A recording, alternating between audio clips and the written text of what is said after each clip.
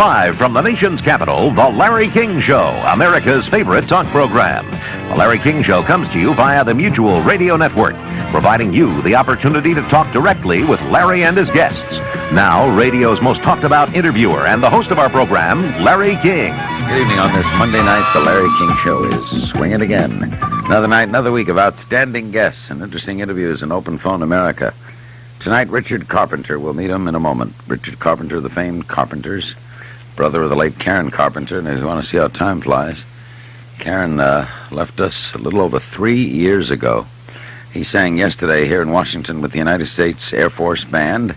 The album Carpenters from A&M, Yesterday Once More, released about 8 months ago, contains just about every single ever recorded by that extraordinary duo. And we'll talk with Richard in a moment. Tomorrow night, Nancy Sinatra will be here. On Wednesday, Dak Rambo, who plays Jack Ewing on Dallas, and Malachi Martin is going to take us inside the Vatican. Thursday night, the very, very funny Steve Landesberg. And on Friday night, Raquel Welch and Nicholas Pileggi, author of the bestseller Wise Guy About Life in the Mafia. Our guest tonight is Richard Carpenter. Before we talk with Richard, we need not tell you that he and his sister had 16 consecutive top 20 hits, 12 top 10 singles, 3 number 1 singles, 10 gold singles, 3 gold albums, and 5 platinum albums. Stateside, this was their greatest hit. Our guest is Richard Carpenter, who arranged that, and of course played piano with his sister Karen, the Carpenters, and Close to You. Is it difficult to listen? Well, yes and no. Of course, it reminds me every time that I hear one of our records. Of course, many other things do too in the course of a day. But on the other hand, Karen was and I am very proud of our recordings, and I still believe I am her number 1 fan. So I couldn't go without hearing them. Listening to that, Richard, it is amazing, if you can step aside for a moment, how well great records hold up. Well, I that feel could come out today. I agree. And I feel that great music, the same as great singing or great design, great art, of course, is timeless. And it's in any genre. What were the age difference? Were you older? 3.5 years older.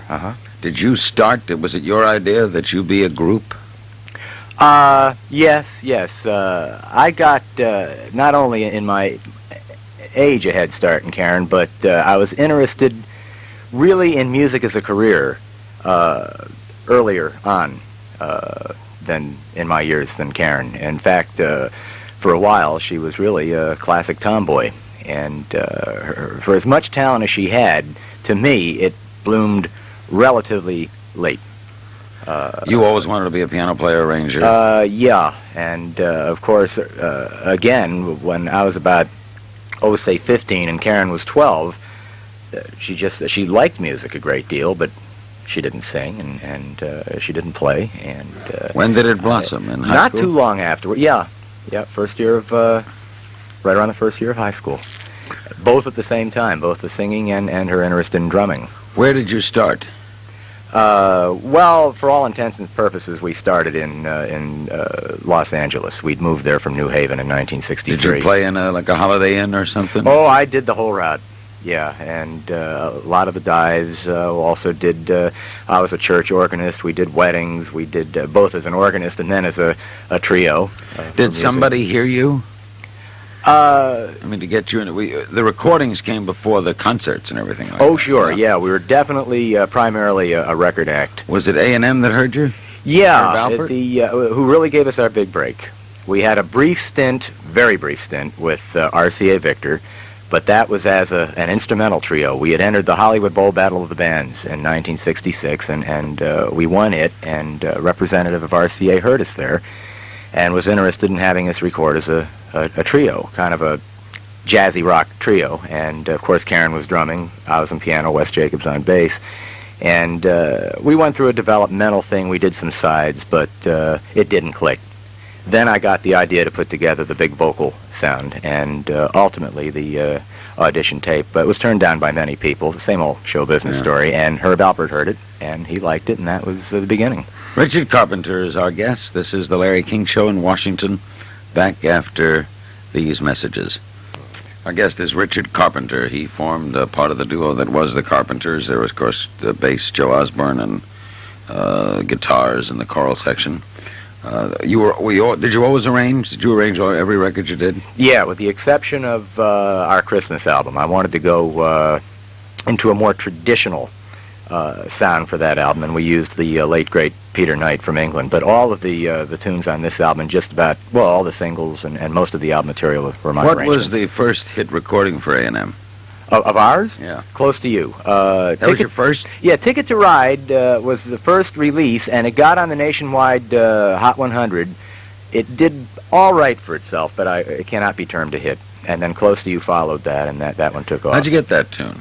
Did Backrack give it to you? Well, no. Bert had heard the record of Ticket to Ride in the air, and happened to be mentioning it to Jerry Moss, who's the co-chairman of A&M. And Bert recorded for A&M, and he said, I heard this ballad version of Ticket to Ride. And Jerry said, that's our act. Well, Bert was impressed, and he was going to do a benefit performance for the Rice Davis Clinic at the Century Plaza. And he said, would you ask the arranger, Richard, to put together a medley of my tunes, and then Karen and he can open the show for me. While I was putting this medley together, Herb walked in and said, have you ever heard this one? Now, I pride myself on knowing a lot of obscure tunes, and a lot by Backrack, but I had never heard this tune. And I started to work on it. I found it really didn't fit into the medley, but we were so impressed with it and the way it was turning out in its arrangement that we went in and recorded it. And just like we heard. Exactly as you heard. That was an obscure lying around tune? Oh, yeah. Hal David and Burt Bacharach wrote Close to You in 1963. And as he said, he's heard of tunes taking a while to become hits, but usually if they don't become hits by a few years, usually they're not going to. Richard, were you surprised by your success? Yes and no. Of course, you believe in yourself when you're going through all the hassles of trying to get somewhere, and I firmly believed in the sound that Karen and I were getting and its commercial potential. But Close to You was quite a bit different than anything that was being played in the air at the times. And I remember Herbie asking me, once it was released, how I thought it was going to do. And I felt that it was either going to go to #1 or do absolutely nothing. It wouldn't go to 35, it wouldn't go to 23. It would either be one of the biggest stiffs ever released or a smash. And thankfully it was the latter. And once that clicked, the album followed and took off beyond our wildest dreams. And then you had nothing but hits, right? For quite a while. And then, of course, you run into your lean periods. The major years were when to when? I'd say 1970 to 76. 6 solid years. And then, of course, it continued to sell at a respectable level, and we did and do have quite a worldwide following, but it did not keep the intense, that one hit after another pace that went for the first 6 And then years. you did toured and did concerts. And Oh, yeah, and kept releasing records and TV shows. We had a deal with ABC. We did variety specials. Did you know of Karen's illness? Oh, yeah, starting, I'd say, in, when was that? Early 75. Now, of course, at the time, anorexia nervosa was not nearly as well-known a disorder as it is now. Can we safely say that her death made it famous? I'd say it was getting a lot more attention than it had been when I noticed that there was trouble, but Karen's death really brought it to the national attention, yeah. All right, now, I guess this is the impossible question to answer, but there are so many families that fear it. Why would this beautiful, trim, attractive, successful girl not want to eat? That, to me, is a mystery. I've thought about this. Of course, we were thinking about it as it was happening, and there really are. I mean, there are some theories, some beliefs, but usually another case will pop up that really shoots this one or that one to hell. And what did she say? Well, of course, it gets boiled down to I'm too heavy, and that's really about it. So, and I found, say, a diet that's working for me, which of course it did.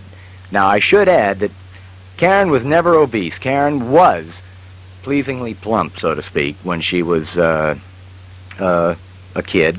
And but not certainly in adulthood. No. She When you was, look at these pictures, my God. Karen had a classic hourglass figure. Classic. I mean, broad shoulders and small waist, and she did have hips.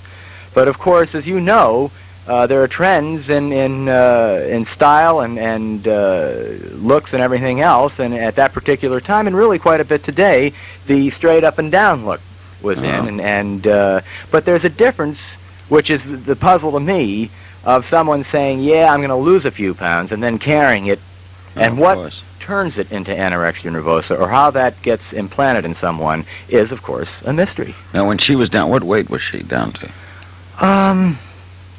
Well, before she passed away, she'd put some on, but at her worst point, Karen, I'd say, was 85, which was much too thin for her. Now, did doctors, when you're lying there and you're 85 pounds, and you're fairly tall, she wasn't short, was she? Well, 5'4.5". So, and doctors are saying to you, you're going to die.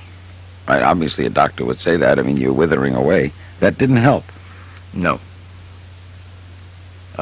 Because, of course, she'd done some reading, and as with quite a few anorectics, they're usually very bright people, and they read, and if you do some reading on that, one will find that to really have it kill you, usually they're even far lighter than 85 pounds. I mean, you'll see, and of course, it's easy to look at a picture and see someone who's 50 and say, well, I don't look like that. And what's cause of death? Anorexia nervosa? Well, it was, let's see if I can read. Her heart stopped is what it was. And there are several different, again, even on that, theories as to what caused her heart to stop. Was she in the hospital at the time? No, she'd come home, and she had put some weight on, but I honestly do not feel that she was well. The symptoms of anorexia that were supposed to have been alleviated through therapy and all were definitely still there. And Karen had a great deal of life and a great deal of nervous energy, and when she had come back, she was up, but she got tired much too easily. And of course, she was talking about starting a new album and going on tour, which I dearly wanted to do, but I knew at that particular juncture that there was no way she could have been up to a tour. Was she home when she died then? Yeah. Were you all living together? Were you? Oh, no. Karen, I have my own place, my wife and I, and then Karen had a condominium in Century City, and then my folks... she had not married, huh? Well, she had in 1980.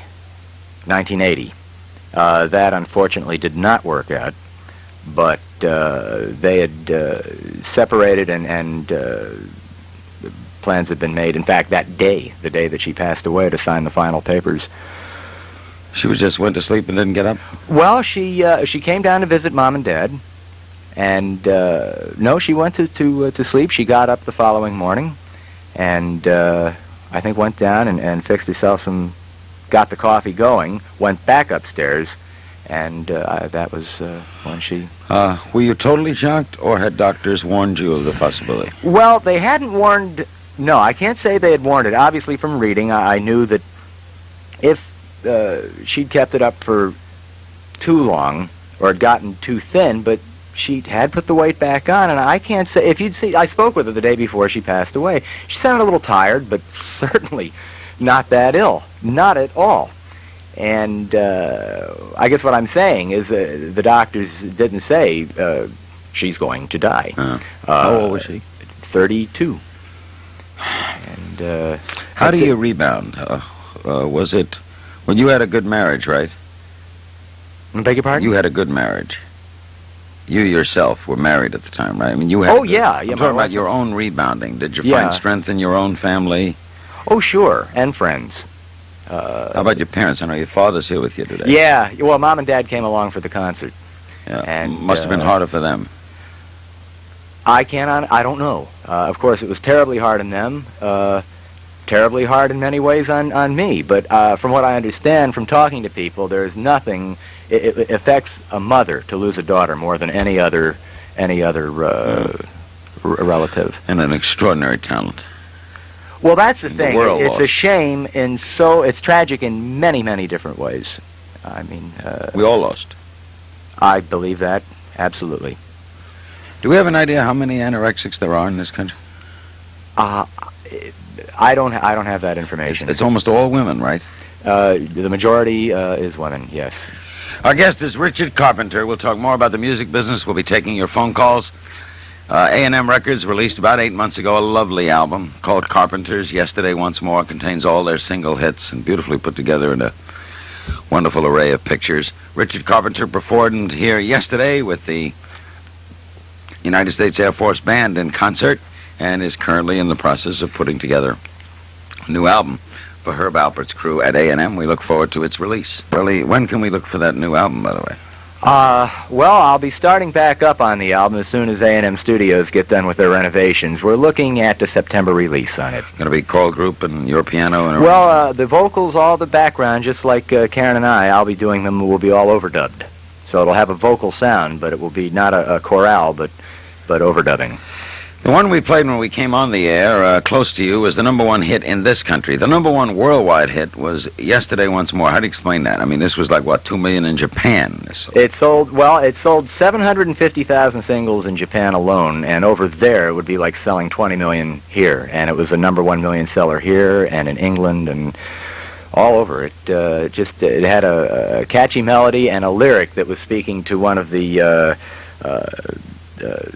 trends, really, but that held on at the time, which was a resurgence in the popularity of oldies. Your arrangement ability come natural to you? When you hear a song, you start to arrange it? Yes. And Because that's an unusual talent. It is, yeah. Like the choreographer in the Broadway show, he sees the dance before they dance. That's right. You have to picture it finished before you even start. Here's the number one hit of all time worldwide for the Carpenters, Yesterday Once More. Because all the voices there are Richard and Karen's, right? That's called overdubbing. Overdubbing, right. You would do what? Record it first with her and then do it? What we'd do is multi-track go it? out and take two parts, and Karen and I would sing them, and then we'd overdub the same parts, and then go on to two more and do it the same way, and just build them up to as many vocals as we wanted. And that would be before she would sing the Before tune? the lead, yes. And when she's singing, you're playing piano, she would have earphones on and be listening to that? We do the track first, say the bass, piano, the drums, guitar, then we do the vocals, the background vocals. And Karen liked to hear the strings also, so then I'd do the string chart, we'd record them, and then the very last thing to go on before mix down was the lead vocal. You wrote that tune, right? The music, yes. And who wrote the words? Longtime writing partner and friend, John Bettis. Did you write a lot of your hits? Quite a few, yes, and a lot of album cuts. We wrote Top of the World, and Only Yesterday, I wrote Merry Christmas, Darling, and I Need to Be in Love. I love Merry Christmas, Charlie. Well, thank you. That was a great recording, by the way. Beautiful recording. That's a tune that, my God, I wrote that back in when I was still in college, and the lyric was written by our college prof, our choir director. And then we recorded it and didn't let him know we were going to do it and played him the record once it was finished. Great record. Who wrote Please, Mr. Postman? That's a Motown classic. Oh boy, I think I'm not going to commit myself. I can't remember exactly. Maybe it's on the record. It was originally by the Marvelettes, and all right, we're going to take your calls for Richard Carpenter of the Carpenters. All lines are going. If you get a busy signal, please hang up and call back, and we'll go to your calls following these messages. Our guest, Richard Carpenter of the Carpenters, and we go to Pittsburgh. Hello. Hello. First, Larry, thanks for going to calls early. Second, Richard, I've been waiting years to congratulate you. You and your sister always had the finest reed instrumentalists on your records. There isn't enough time for many credits, so if you please, could you just tell me who was the sax man on Merry Christmas, Darling, and the flute player on It's Gonna Take Some Time? One and the same, Bob Messenger, a friend of ours. He was in our group for years, and we just worked together a couple of months ago. Very talented man. He also plays great stand-up and electric bass. Messenger, like in a telegram messenger? That's exactly right, Bob Messenger. Thanks a lot. Bye now. Bye-bye. Thank you. With Richard Carpenter, who did Neil Sedaka's Breaking Up His Heart to Do, did the orchestration on the and ballad just did version. the Smokey Robinson album, right? Some background charts and singing for the new Smokey Robinson album, yeah. Bay City, Michigan, with Richard Carpenter. Hello. Hello, Larry. Hi. Larry, thank you for having Richard on tonight very much. And hello, Richard. Hello. Richard, may I tell you, I don't really have a question, but Larry, I must tell Richard that I've waited years to tell him what Karen and he meant to me. Richard, your song was our graduation, high school graduation song, 1971. We've only just begun? And I guess if I had a question, Larry and Richard, it'd be, Richard, of all your songs, because I became a woman between 70 and 76 to yours and Karen's music. I heard you in Kalamazoo, Michigan, too, when you played down at Western Michigan. I remember. What's the question? Which of all the songs would be your favorite, Richard? I don't have one favorite. I'd have to say Close to You, Superstar, Touch Me When We're Dancing, and Only Yesterday would be up there.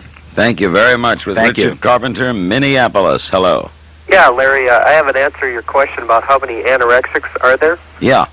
One from the book called The Slender Balance says 1 in every 100 teenage girls in the upper middle socioeconomic classes will actually develop it.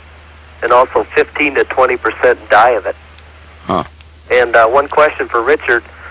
Richard, when Karen went into treatment, what type of treatment did she receive, and who was the doctor? Well, at first it was therapy, just talking it out, supposedly getting to the root of the problem, and that was followed by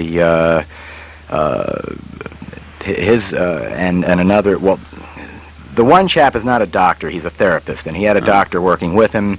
And when things weren't really progressing, it was recommended the second phase was going into the hospital. And did she ever go into a hospital? Yes, she did. For how long was she in there? Easily a couple of months, if not more. Oh, really? Yeah, that was for to really have some weight put back on They her. feed them? In the hospital, they feed you intravenously? Intravenously, hyperalimentation. And I'd really rather not... Yeah, I don't want to go. Richard Carpenter, Chicago. Hello. Yes, Larry, Yes. you and Richard are two great people. I'd like to tell you that right now. Thank you. And Richard, I'd like to ask, how did it really lead up to, did it really lead up to what happened to Karen? What do you mean lead up to? Did it show any signs of anorexia nervosa? Oh, Did she show that real early? She had it for like 6 years, right? yes. The classic symptoms. Wanting to lose weight, the weight loss starting, and then, of course, And if carrying you would it a say to little- her, you look slim, that wouldn't suffice. No. To Waterbury, Connecticut with Richard Carpenter. Hello. Hi, thank you very much. I'm honored to speak to you, Richard. I grew up in the New Haven area, and I always listened to your music. I love the both of you.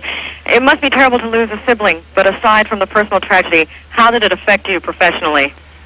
Well, of course, we had to think about which way I wanted to go, and after Herb Alpert and other friends and I talked, we decided to go ahead with a solo album. I'll be doing some singing and producing and arranging on it. And I love what I have right now, but of course, in my mind, nothing could be more important as the Carpenters. There the is two of no us. Carpenters.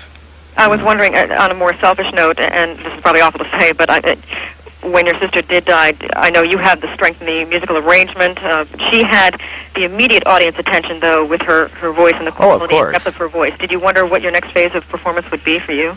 Well, since we are recording people, in addition to a concert act, the first way to go was back into the recording studio.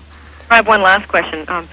I know you always took chances. I heard you earlier saying something about Close to You being so very different from what was playing on the radio at the time, and it came to the top. You also did, I can't remember the name of the song, but Calling Occupants of Interplanetary Craft. What made you choose something like that? I love that song. Yeah, it was musical, it was melodic, and it had a really different lyric, and it was an arranger's dream. And Karen loved it, so we went ahead and did it.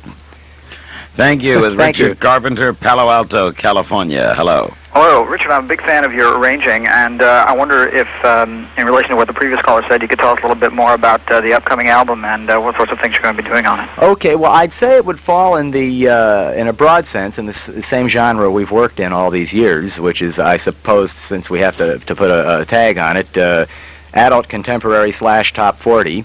But there'll be some newer sounds. I like some of the new synthesizers. On the other hand, we're using a lot of the old-fashioned instruments along with it. Some of your songs? Mostly my songs with Bettis's lyric and another talented lyricist by the name of Pamela Phillips Oland, and a lot of overdubbing. And I think it's turning out very, very well. And the company's excited about it. I just played them some things the other day. Super. Great. Thank you. Topeka, Kansas with Richard Carpenter. Hello. Hello. Richard, when Close to You came out, I was in 6th grade. I'm 25 now. Your music had a big effect on me as I was growing up. It seemed like when I was going through personal things all through my life, your music always seemed to reflect exactly what was going on with me. Love your music. Recently I got the Yesterday Once More album because I had before only had 45s, which by now are totally trashy. Did Karen, listening to the Yesterday Once More album and listening to Don't Cry For Me Argentina, did Karen ever have any aspirations of being an actress and possibly being on the Broadway stage? Well, she talked about it from time to time, and yet I have to believe that she wasn't that committed to it, because knowing Karen, if she had been, she would have gone after it. And she really didn't. So I'd have to say she toyed with the idea, but music was first and foremost with her. We'll be back with Richard Carpenter after this message. Mays Landing, New Jersey for Richard Carpenter. Hello. Richard, will Karen's solo album ever be released? No. No, the thing is that, Karen wanted to do a solo album. There was a time that I wanted to take a little time off. And I felt Karen should have herself, but she did not want to, and she went ahead and did a solo album, which got almost completed. And it was set to be released. It was supposed to be released in 1980. And the thing is that she just wasn't 100% happy with it. And she had the decision to either release it or shelve it, and she opted for the latter. And A&M never wanted to bring it out after she died? No, because, of course, it was Karen's wish to leave it as it is. I've heard it, and it's, of course, very good, but she just wasn't 100% sold with it. So to honor her wish, because we get a lot of mail on this, and I will not let it out. With Richard Carpenter, Columbus, Ohio. Hello. Hello, Larry. Hello, Richard. Hello. First of all, thank you very much for having Richard on. Second of all, Richard, I was wondering, when did you say your next album is going to be released? In September of this year. Oh, that's great. I really am, and always will be, an avid fan of both you and Karen and your music. Well, thank you. Thank you very much. Thank you. Thank you. And wonderful how people felt about that group. Austin, Texas. Hello. Yes, Richard, I think that the Carpenters are just great, and I really grieved when Karen lost her life, because y'all were really special to me, and I still love your music. Well, I appreciate that. Karen's voice really touched so many people that we still get a great deal of mail today of how they really feel, that even though they've never met, the people have met Karen, that they've lost a friend, because her voice touched people that way, and I appreciate that. Y'all think your music things, I have to stop and listen. A lot of times you listen to a radio, you go on with what you're doing. You don't stop and listen to the music, but when the Carpenters are on, I stop and listen. Why, thank you. I think everybody does. Paducah, Kentucky. Hello. Hey, good evening, Richard and Larry. Good evening. Good to talk to you. Richard, I think your Made in America LP was the best one. It's provided many, many hours of inspiration for me. I agree with you. That is Karen's favorite and is mine of all of our projects. By the way, you sound older than you look. Oh. How old are you now? I am 39. You have a very boyish face, don't you? Yeah, he really looks 32. I was reading in a magazine not long after Karen's death, I believe it was Contemporary Christian Music, something about Karen and Debbie Boone. Were they friends? Yes, they were. They were? Yeah. Very nice lady, Debbie Boone. And my final question is, are any of your songs available in the form of some kind of a music video?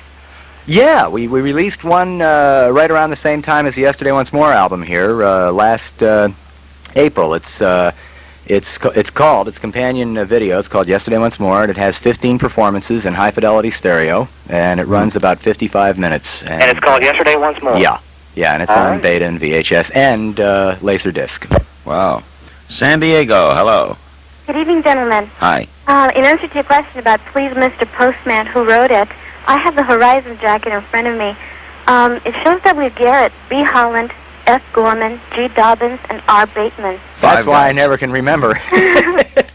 My question to Richard, are there any plans to make a movie about Karens in your life? Yes, there are. It's in the works. I don't know that it's going to become a reality.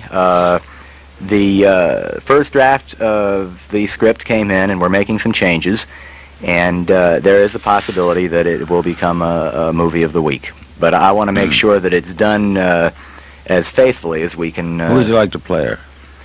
I don't. There's several different names right now, and one I feel reminds quite a few people, including me, of Karen is Brooke Adams. Yeah. Tacoma Park, Maryland. Hello. Yes, one question for Richard. Richard, what are the chances of you putting together a memory lane and or Christmas TV show or shows using videotape excerpts from the TV shows you and Karen did?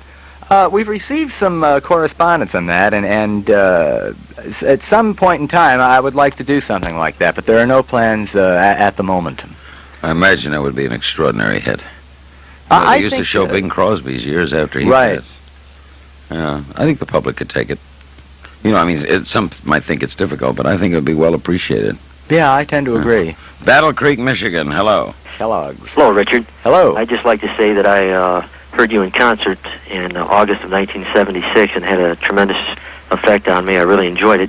And my question for you is, I'd like to know where you attended college and what form of music did you major in?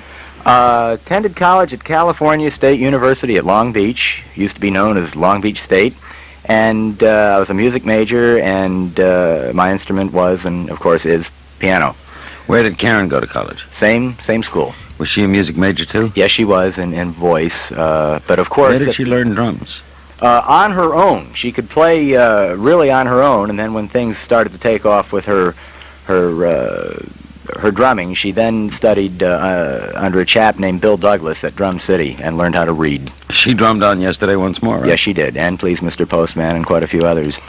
Our guest is Richard Carpenter.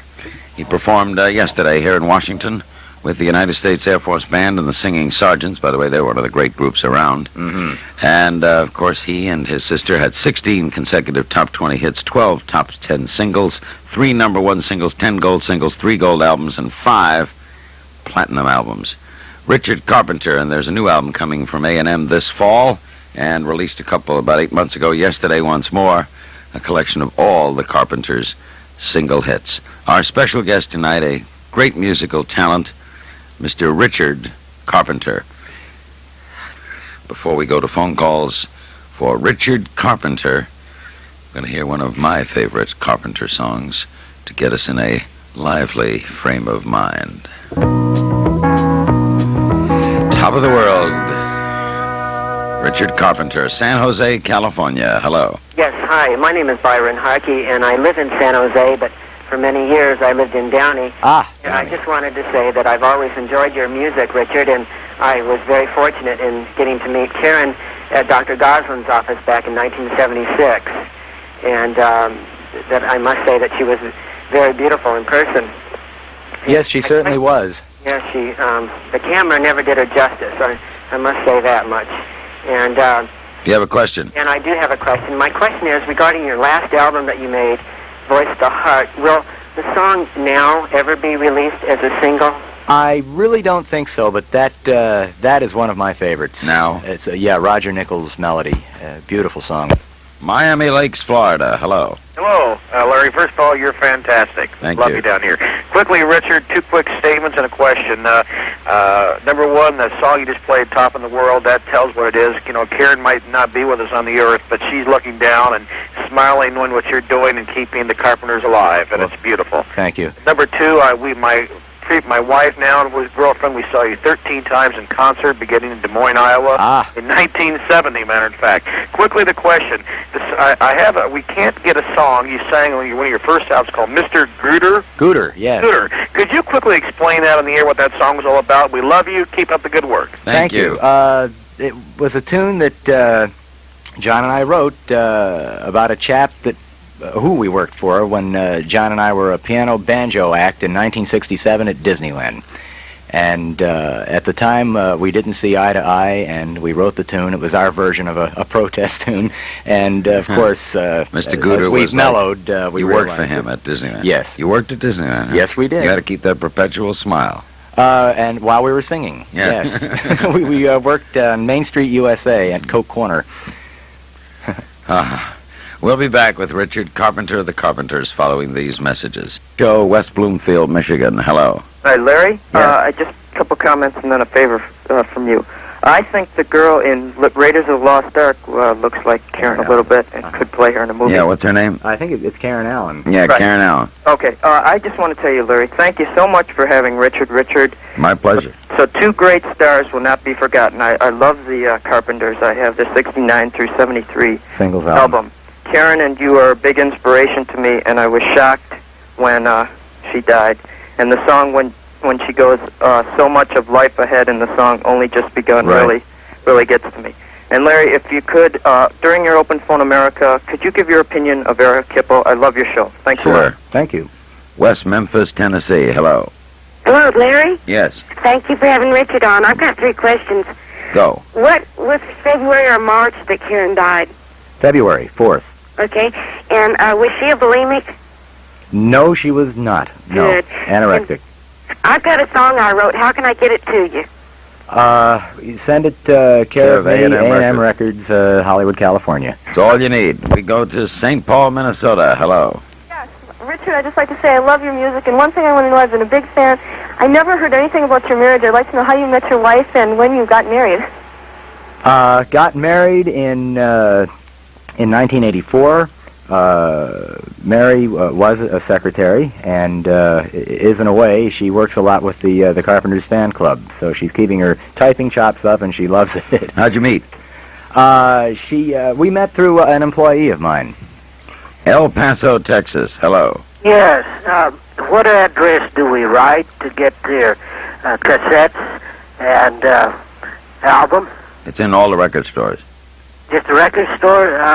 Isn't it? And for some of the, depending on where you're located, if you want some of the older product, it is still available, and certain stores will say it isn't. It is, and you can write A&M and get a what they call a mini catalog, and it will list all the numbers for the current. You just write to A&M Records, 1416 North La Brea, 1416 North La Brea, LABREA Avenue, Hollywood, 90028.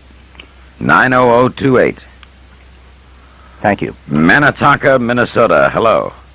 Thank you, Larry.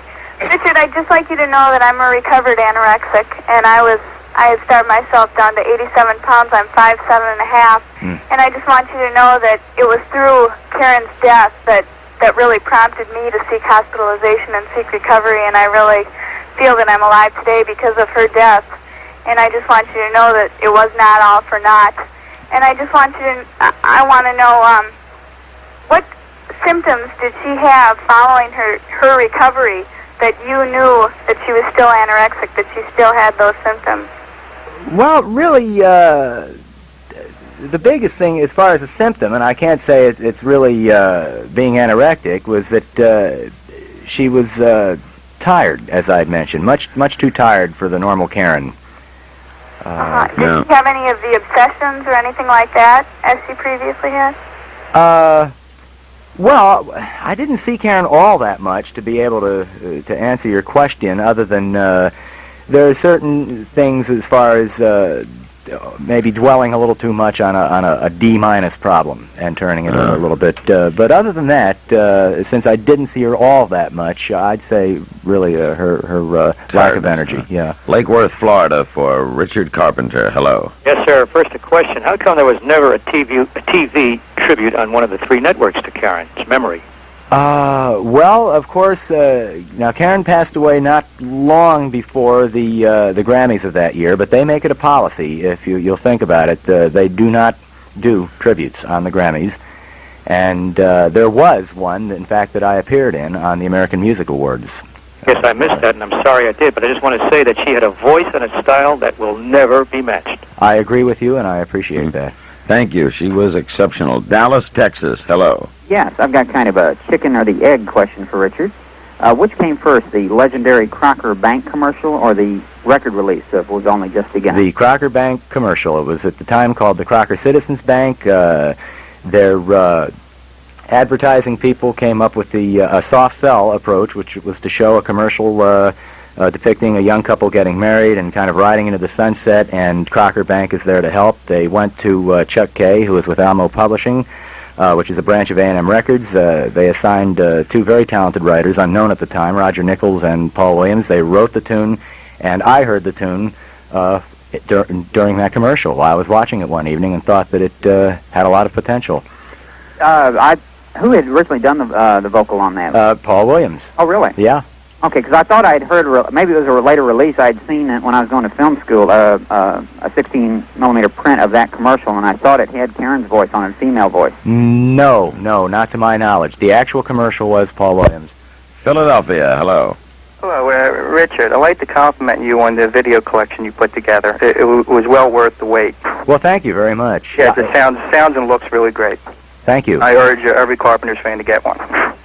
And one other song from your Voice of the Heart album called Look to Your Dreams. Yes. It brought a tear when I first heard it. And I was hoping you put it out as a single. I really thought it would have done very well. Well, we went with the two that we felt were really best suited to be singles. Look to Your Dreams is quite a long piece. However, that is one of John's and my songs and one of Karen's favorites, and I'm glad to hear you think that much of it. Right, Sarasota, Florida, for Richard Carpenter. Hello. Yes, Larry King. This is your affiliate WKXY in Sarasota, Florida. Hi. Yes, I'm talking to you and Richard. I'm doing your show right now on the air, and also when I was in the 6th grade, I was one of the kids who Sing with the Carpenters. Ah, yes. And I did that at Valley Forge, Pennsylvania. Oh, Valley Forge, 1973. Right, 1973. Remember it well. Yeah, that was a fun engagement. We'd have, of course, Sing had the children's choir on it, and when we went on the road, we'd have invite the kids to sing. Of the different cities to come out and sing with us on the stage. Yeah. Thank you. Livonia, Michigan. Hello. Good morning, Richard. Good morning. I'm calling to ask you, are you planning on recording with young ladies? Yeah, you going to use another girl singer? Probably on some of the cuts. Yeah, I'm doing quite a few leads myself, but I still love working with altos. And you ain't going to find a voice like hers, though. No, and I'm not trying to. That would be unfair. But, yes, it would. Yucatan, Kansas. Hello. Richard? Hello. It's an honor to get to talk to you. I've been a fan of yours since I was 11. I can even tell you where I was the first time I ever heard Close to You. Huh. And I agree with you about Brooke Adams. I think she looks exactly like Karen. Two quick questions, and then a more serious question. I wondered what your personal favorites are, and I wondered if the fan club is still going. Personal favorites, I'd say Close to You, Only Yesterday, Touch Me When We're Dancing, Superstar certainly is one of them, and many others. I like, just about everything we did, and the fan club is most certainly going. In fact, we're getting more members every day. Was any song popular you didn't expect to be popular? Top of the world. Really? You didn't? Believe it or not. And I was not alone. Karen and the record company, we thought it was a nice album cut. And, I mean, it was also a country hit, right? For right. That was one of our first clues that because the arrangement was kind of Lynn Anderson's, who did a very nice job. The arrangement was quite a bit like ours. It took off on #1 country. And we just kept receiving request after request, and is there one you thought would be a major hit and wasn't? I thought that All You Get From Love Is a Love Song, which is another one that I think is particularly good, would do much better than it did. Yes. One never knows. No, not in this business. Rochester, New York. Hello. Hello. Oh, hi, Larry. Hi, Richard. Hello. Yes, my question is, a couple years ago, I heard on Casey Kasem's Top 40 show that what, sir? That you and Karen were supposed to perform with an orchestra, and something happened, and they weren't going to let you, or something to that effect, and then they somehow changed their mind, and they did let you go on. Could you elaborate on that? I don't quite recall it, to be honest with you. I don't know exactly what they were referring Sorry, to. I guess there may have been a... We'd have to check with Casey. This is the Larry King Show with Richard Carpenter, and we go to Detroit. Hello. Yes, Richard, it's a pleasure to talk to you. Thank you. You were the #1 fan of Karen, and I was number 2. In the song Rainy Days and Mondays, was that one of the big hits for you? Oh, yes. Yes, that did very well. It sold almost a couple million and went to number 2. Did you write that, too? No, that was Roger Nichols and Paul Williams again. Mm-hmm. Question, one of your trips to Pine Knob in this area. Oh, yes. You brought in an orchestra, and I think you introduced a professor that you studied with. That's the person I was talking about a little bit earlier. His name's Frank Pooler, and he did go out on the road and conduct the orchestras for us for a while. He the one that wrote Merry Christmas? He wrote the lyric to Merry Christmas, Darling, and he's a good friend and a very good man. Were you attempting to expand the group, like into a full-blown orchestra? Well, I felt that we always wanted to make the live performances sound as much like the records as possible. And, of course, we did use strings and horns on the records, so we spent the extra bread and hired the orchestras where we could when we were out on the road. Merry Christmas, darling. It's beautiful. Thank you. Richard Carpenter, Stockton, California. Hello. Hi. First of all, I'd like to thank Richard for the many years of great music and listening pleasure that I got from their records. Thank you. And I'd like to know... the variety specials that you had on TV had some great stuff on it, and I'm thinking in particular music. That was our favorite. I was wondering, is there any way to get videos of that or some kind of recording? It's like music that's gone forever that I'd like to have. Not at the moment, no. I of course, it belongs, it's just, we're not allowed to make copies of that and send it out, and at this juncture there are no plans to use any of that for a video, unfortunately, because I thought that was a very nice show. Minneapolis with Richard Carpenter. Hello. Hello? Yes. Hello. Oh, hi, Richard? Yes. I just wanted to ask you if Karen had a favorite song. One of them, a few. One was I Need to Be in Love. Another was Look to Your Dreams, that we were talking about a little bit earlier. And the tune that John and I wrote for Karen's wedding called Because We Are in Love, which was on the Made in America album. Those were her 3 favorites. Okay, and I wanted to thank you, and I'm glad to hear you have another album coming out so I have something to listen to. I don't like rock. Thank you. Why, thank you. Chicago for Richard Carpenter. Hello. Yes, hello, Richard. Hello. Yeah, how you doing? Very well, thank you. You know, Karen, she had one of the most distinctive and probably the purest sounding voices I've ever heard as a musician, and as a pianist I would have loved to back her up. My question is, what were some of her favorite singers or influences? Well, Mary Ford, of the great duo Les Paul and Mary Ford, Patti Page, Dionne Warwick, Ella Fitzgerald, and in the male department, Matt Monroe, Perry Como, Nilsson, and quite a few others. All very good choices, I might add. The best part of the Christmas season is listening to her songs put on the radio. I beg your pardon? The best part of Christmas season is listening to the Christmas. Oh, Yeah. we put a lot into those Christmas albums. And Utica, New York. Hello. Hi, Richard. Hello. I just wanted to say that I have been a fan ever since the beginning, and I guess I really just wanted to call you and thank you for all that you and Karen have given us. And I did want to ask if you and Mary are planning on having a family. Yes, we are in the process now of building a new home in our hometown of Downey, and as soon as that gets completed, then we are going to get on to the family. Thank you. Chicago with Richard Carpenter. Hello. Hello, Richard. Hello. My name is Lori. I met you in, I think it was 75. I had met you and Karen backstage at the Airy Crown Theater at McCormick Place. In Chicago, yes. And I thought you two are the most talented singers and musicians that I'd ever seen. And I took up the drums when I was 17 and a half years old, and I'm still playing them. It's 11 and a half years now because I just loved Karen. She was just so good and so talented. She certainly was, of course, a fabulous singer, but we were also mentioning that she drummed very well, and as a result... She could have drummed with a rock band, like, I mean, she could have played drums on studio albums, do you think? Oh, yeah. Karen had a great time and a lot of talent in that area, and I think a lot of ladies did take up the drums as a result of Karen playing them. Thank you. Thank you. Mesa, Arizona. Hello. Yes. Yes, go ahead. Go ahead. Okay, this is Danny Adams in Mesa, Arizona. Hello. And I want to tell Richard what a super guy he is. Well, I appreciate that. Love Karen. And also, how would we have an opportunity to meet Richard in person? Well, he'd have to be playing somewhere near you in concert. You have to check concert dates. San Angelo, Texas. Hello. Hi, Larry. Hi, Richard. Hello. Hi. I recall several years ago on This Is Your Life. Oh, yes. I wanted to know if Ralph Edwards really pulled that off on you, too, or were you just taken aback? Oh, no. He pulled it off all right. Where'd you think you were going?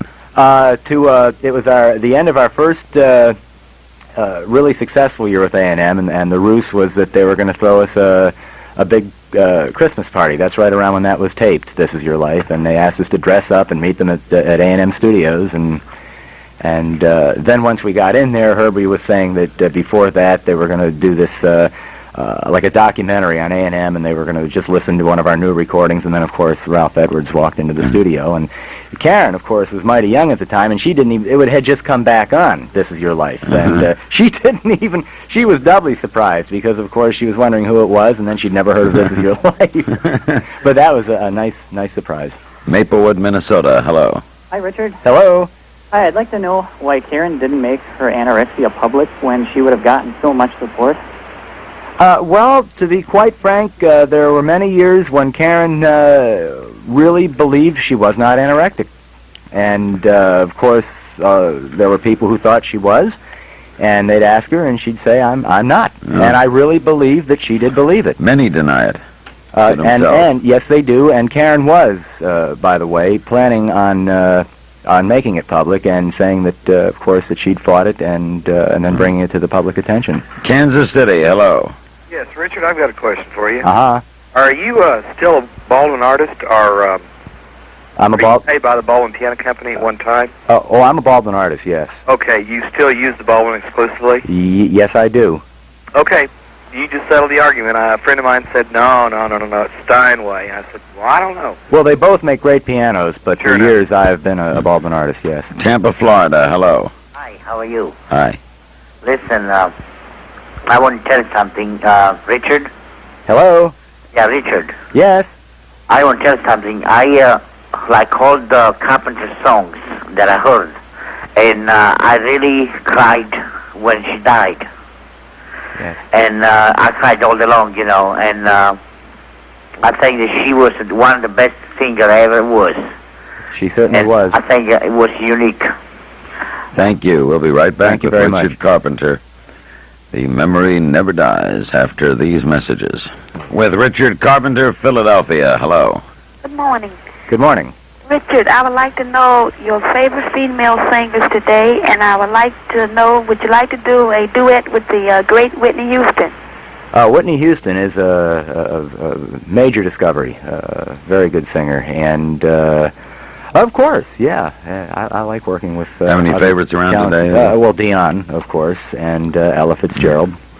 Ella, unbelievable. Champaign, Illinois, hello. Yes, Richard Carpenter. Hello. How do you do? I've been a fan of yours for many years, you and Karen. You were discussing earlier favorite songs, and my favorite song of all of the songs that I've collected of yours is a song for you. Oh, Leon Russell. And it very good brings back really especially fond memories since I saw you both at the Assembly Hall both times you were here in Champaign. I remember it well. In fact, I just met someone the other night who was at that concert and is still from Champaign. Yes. Yeah, I sent off a mailgram to you and your family as soon as I learned of Karen's death, and I was really taken I was very upset by that, and I just want to express my appreciation.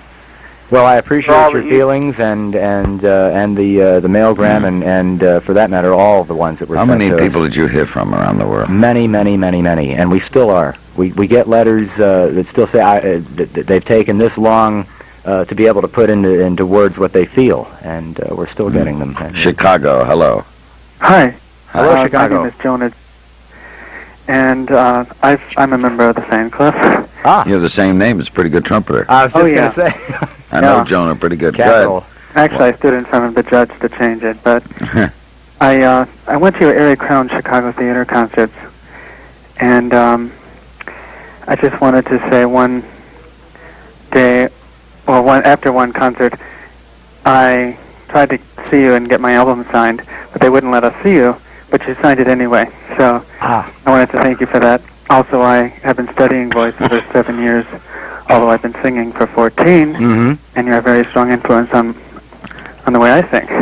Well, thank you. Happy to hear it.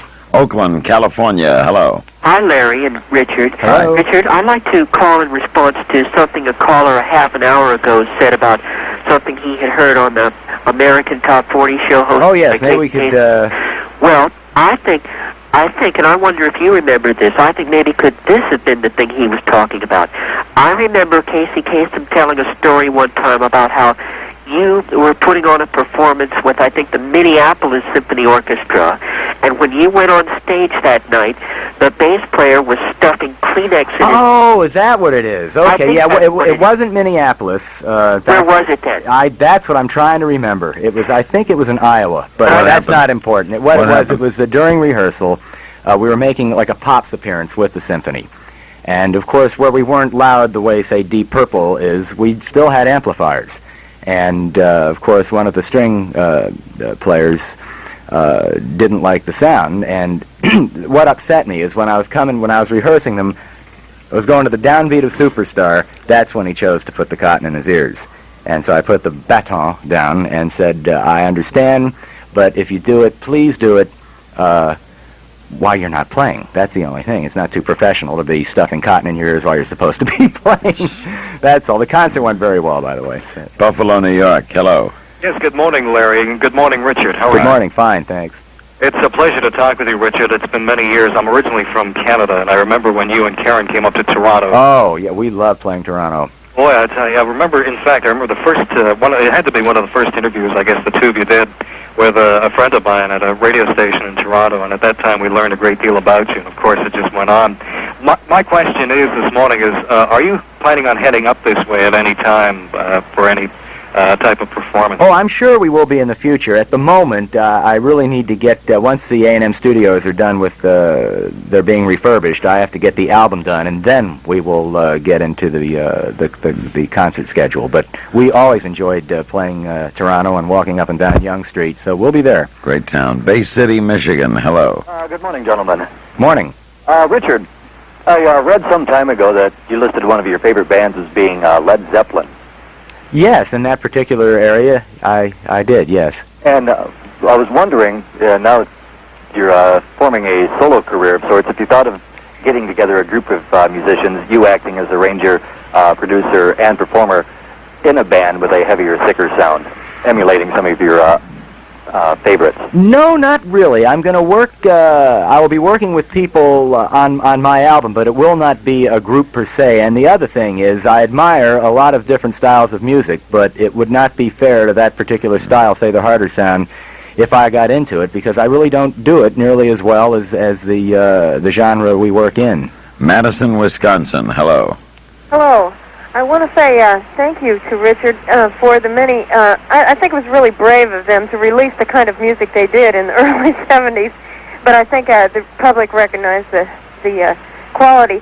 I would like to say that many anorexics seem to have been helped by membership in Overeaters Anonymous, although the typical compulsive overeater overeats, but the anorexics are food obsessed even though they undereat. And I'm a member and have been helped, and a number of other people as well, and I don't know if Karen was, and it's not necessary to say, but I think that is one thing that does work for people who are food obsessed is the approach. It's the same as alcoholics. As Alcoholics Anonymous, yes, and I feel that Karen, of course, was not an overeater, and did not get into that form of therapy. But the thing is, the most important, as we know, is that the person has to recognize that they are in fact suffering from it. You got to accept that first. That's right, and then you seek medical help first, is the way I feel. Silver Spring, Maryland, with Richard Carpenter. Hello. Yes, Richard, hello. I must tell you, first of all, that we've enjoyed your music since the very beginning. You and Karen have been an inspiration to all of us. Well, thank you. My question is this to you, though. There had been some talk, I believe last year, about putting the life story on the screen, either TV or movies. Is that being pursued? Yes, it is, for a TV movie of the week. And, wonderful. it's really still in its embryonic stages. First draft came in, and we've made some changes, and that's really where it stands at the moment. So no decision has been made on who would portray Karen. And, well, that's really where it stands at this moment. We'll be back with our remaining moments with Richard Carpenter. We're going to get in one more Carpenter tune as well after these messages. Carpenter, Daytona Beach, Florida. Hello. Good evening, Mr. King. Hi. Mr. King, my name is Mark. In Daytona Beach, and I have a question. Go ahead. And I will get right on with it, and I think you may help me. Are you on the East Coast in Washington, or sometimes I know you're out on the... Well, we're on the East Coast in Washington. Occasionally we travel. I think we have time to get in one more call for Richard Carpenter. We're going to hear another Carpenter tune as well. Lawrence, Massachusetts. Hello. Yes, hello. I want to say I like your music very much. Thank you. And I want to ask particulars, Karen's birthday and her background, where she was born and grew up. Karen was born March 2nd, 1950, in New Haven, Connecticut. We were from there originally, and then we moved to Downey, California in 1963. And You must have been devastated by your loss. How did you overcome that? Well, it's something. It was. I went through many different emotions. I still do. But in a way, I can't say I was 100% surprised, because it's an insidious disorder, and I saw it taking its toll. And were you a little angry? So that was my first reaction. Yeah, I mean, of course, disbelief, and then That's a very anger, logical second reaction. Yeah. And the thing is, what I can do is, Karen, realize that she left a hell of a legacy, and do my best to keep it on its way and present it to the best of my abilities. Thank you. One can do no more than that. Richard, I wish you the best of luck, and look forward to this new album coming in September. That's going to be a major musical event, and I hope A&M gets solidly behind it. Oh, I'm sure they will. They always have. And thank you very much for coming. I enjoyed every minute of it. Thank you, Larry. Richard Carpenter of the Carpenters. He wrote a lot of their hits and, of course, arranged them. 16 consecutive top 20 hits, 12 top 10 singles, 3 number 1 singles, 10 gold singles, 3 gold albums, and 5 platinum albums. Just a few of the accomplishments of the team of the late Karen Carpenter and Richard Carpenter. And Richard Carpenter has been our special guest tonight. And yesterday he sang with the United States Air Force Band and the famed singing sergeants here in Washington. We will complete this hour with another great Carpenter hit.